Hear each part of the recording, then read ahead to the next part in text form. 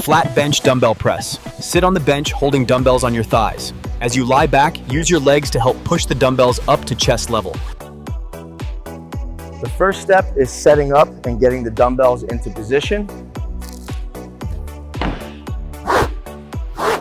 Start the movement by lowering the dumbbells slowly, keeping elbows at about a 45-degree angle until they reach chest level.